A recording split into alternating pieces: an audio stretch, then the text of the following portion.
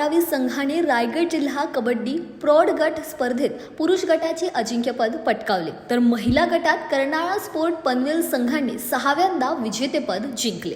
स्पर्धा वाशी वाढाव येथील छत्रपती संभाजी महाराज क्रीडांगणावर पार पडली, ज्यात 192 संघ आणि 2,500 खेळाडूंनी भाग घेतला।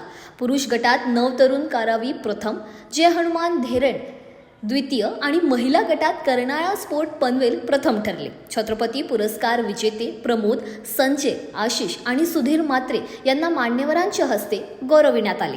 दिवसापूर्वी 7 तारखेला उद्घाटन या सामन्यांचं ज्या वेळेला स्पर्धांचं झालं त्यावेळेला तटकरे साहेब असतील, मालोटे पप्पू शेठ सुद्धा होते, इथेही सर्व मान्यवर होते आणि स्पर्धा ज्या वेळेला सुरू होत असतात त्यावेळेला साधारणपणे त्याचा एक उत्साह आपल्याला पाहायला मिळतो। पण आज आपला तिसरा आणि अंतिम दिवस आहे। सेमीफायनलचे सामने सुरू आहेत, एका बाजूला मुलींचे आणि मुलांचे कदाचित क्वार्टर फायनलचे सुरू असतील आणि 192 पुरुषांचे संघ हे आपल्या या स्पर्धांच्या निमित्ताने सहभागी झाले होते आणि याच्यातून 15 ते 20 खेळाडू हे निवडले जातील आणि त्यांना कॅम्पच्या माध्यमातून ट्रेनिंग देऊन याच्यातून आपल्या राज्याची रायगड जिल्ह्याची टीम ही निवडली जाणार आहे। त्याच्यामुळे ह्या स्पर्धा किती महत्त्वपूर्ण आहेत याचं उदाहरण त्या निमित्ताने आपण सगळे पाहत आहोत। मुलींचे सुद्धा 32 संघ आहेत, त्याच्यातून मुलींचा सुद्धा संघ निवडला जाणार आहे। 12 तारखेला आमच्या इथे रोहायला किशोर वयोगटच्या मला वाटते चाचणीचं स्पर्धा त्या निमित्ताने आहे। त्यामुळे कबड्डीच्या स्पर्धांचं आयोजन करणं, वैकुंठ शेठ मी तुमचे, मिलिंदजी तुमचे सगळ्यांचेच मनापासूनचे अभिनंदन करीन, कारण ह्या स्पर्धा आयोजित करणं तेवढी सोपी गोष्ट नसते। आता क्वार्टर फायनल आहे, याच्यानंतर ज्या वेळेला सेमीफायनल आणि फायनल असेल त्यावेळेला खऱ्या अर्थानं आयोजकांची कसरत ही आपल्याला पाहायला मिळते। मी अनेक वर्ष कबड्डीच्या स्पर्धा आयोजित केलेल्या आहे आणि पेणमध्ये मुळात कबड्डीवर प्रेम करणारे अनेक त्या ठिकाणी क्रीडाप्रेमी आणि कबड्डी प्रेमी आहेत। मी सर्व खेळाडू जे आलेले आहेत त्यांना मनापासूनच्या शुभेच्छा देईन।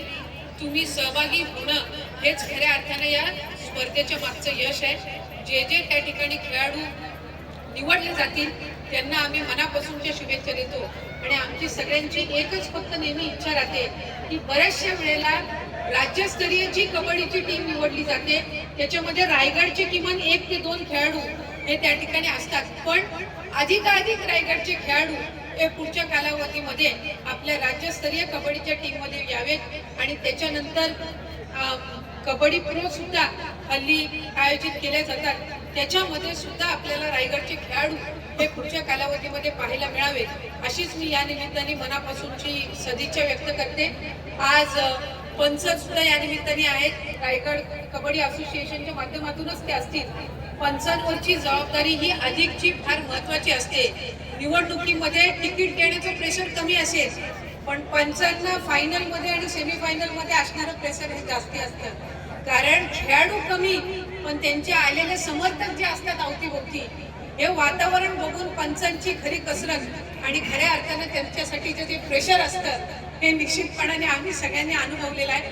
आम्ही सुद्धा नॅशनल लेवलच्या कबड्डीच्या स्पर्धा या अनेकदा आयोजित केल्या, राज्यस्तरीय केल्या, पण जिल्हास्तरीय कबड्डीच्या स्पर्धा आयोजित करत असताना इतक्या उत्कृष्ट आयोजन हे आपण केलं आणि ग्रामीण भागामध्ये खरं बघायला गेलं तर वाशीपासून पण आज हे मैदान 6 तयार करणं आणि त्याचबरोबर सगळ्या आलेल्या जे कबड्डी प्रेमी आहेत त्यांच्यासाठी अतिशय चांगल्या पद्धतीची विविंग गॅलरी तयार करणं हे निश्चितपणाने आयोजकांच्या दृष्टिकोनातून महत्त्वपूर्ण राहतं आणि ती जबाबदारी आपण त्या ठिकाणी पार पाडली। आज तिसऱ्या दिवशी अंतिम दिवशी येण्यासाठी मला आपण आमंत्रित केलं, मी आपल्या मनापासूनचे आभार मानते आणि या मातीतल्या खेळावरचं प्रेम हे आपण सर्वच जण पुढच्या कालावधीमध्ये अधिकाधिक जोपासूयात अशीच मी या निमित्ताने मनापासूनची इच्छा व्यक्त करते। 2 दिवसापूर्वी आपण सगळ्यांनी उद्घाटन तर केलंच, त्याला जी गर्दी असेल त्याच्या दुपटी तिपटीने गर्दी आहे आणि 5 पटीने गर्दी आता आहे आणि जशी जशी फायनल येईल तशी तशी आणखीन गर्दी ही त्या निमित्ताने होणार आहे। पण मी सगळ्या खेळाडूंना माझी विनंती राहील की पंचांचा निर्णय हा अंतिम हा धरला जात असतो, त्याच्यामुळे पंचांवर सुद्धा तितक्या जबाबदारीने ते निर्णय घेणार आहेत, पण स्पर्धांना गालबोट लागता कामा नये ही खेळाडूंची तितकीच जबाबदारी आहे, कारण हा खेळ या खेळाने तुम्हाला व्यासपीठ दिलेला आहे, त्यामुळे या खेळाचा कुठे अपमान होता कामा नये। आयोजकांना वाटलं पाहिजे की आम्ही ज्या दर्जेदार पद्धतीने आयोजन केलेलं आहे तितक्याच दर्जेदार पद्धतीचा खेळ त्या ठिकाणी सादर झाला. असंच त्या निमित्ताने त्यांच्याही मनात ती भावना आली पाहिजे. त्यामुळे मी सर्वांना मनापासूनच्या शुभेच्छा देते. तुम्ही दोघांनी आम्हाला आमंत्रित केलं, आपले मनापासूनचे आभार मानते आणि आपल्या पुढील वाटचालीसाठी सुद्धा मनापासूनच्या शुभेच्छा देते. धन्यवाद. जय हिंद. अत्यंत वैभवशाली आणि संपन्न स्पर्धेकरता आपण सर्व मंडळी या ठिकाणी उपस्थित आहोत. खरं तर मित्रांनो, स्पर्धा अनेक होतात आणि कबड्डीचा खेळाडू आपल्या तालावर आणि आपल्या कौशल्यावर या ठिकाणी खेळ वेगळ्या एका थरापर्यंत या ठिकाणी नेऊन ठेवत असतो. पण काही स्पर्धा अशा होतात की ज्याच्यामध्ये सर्व घटक हे त्या तोडीनं काम करत असतात, त्या तोडीनं आपलं वैभव दाखवत असतात.